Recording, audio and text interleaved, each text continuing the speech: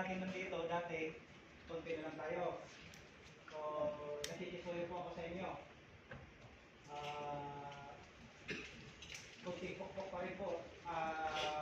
Sa mga area natin na ginagawa po natin, pakilinis lang po. Kung sino yung nagtatrabaho dyan na area na yan, pakilinis lang po na maayos. Lalo na po yung mga gamit natin. Yung mga ladder. Yan, minsan kasi during lunch break time na, yung mga ladder, hindi pa rin nakaligpit. Yung iba naman, nakatayo pa rin. So, tinutuloy po ako sa inyo. Kasi, pasulpot-sulpot yung mga client eh. Tapos, yung lunch break, pagkatapos kami kumain, akit ng bigla dito. Tatawag yan sa radyo. Mag-i-insistent sa area. Tapos, ano po, yung mga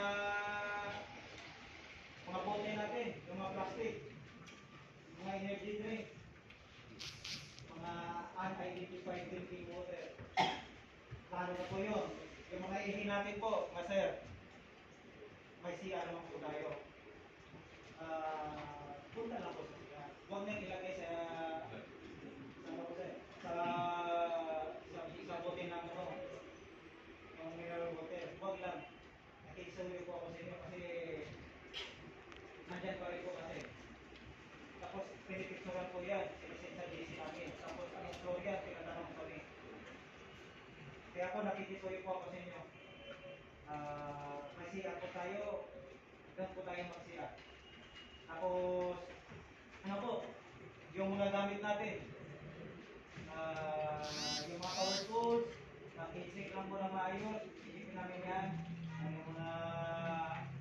Yung mga wire, yung mga sira-sira mga wire. Isipin namin yan. Tapos,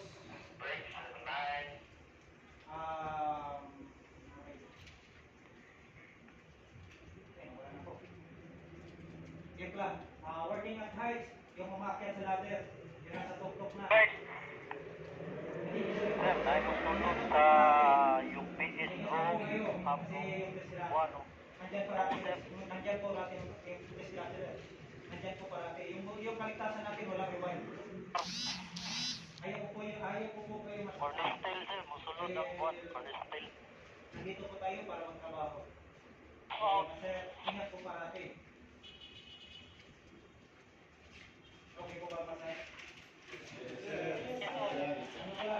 Huwag po lang kayo kapati. Kasi yung in-house safety. Sir, buwan sunod sila, sir, kaya na sila i-install cabinet sa fire extinguisher, sir. Thank you.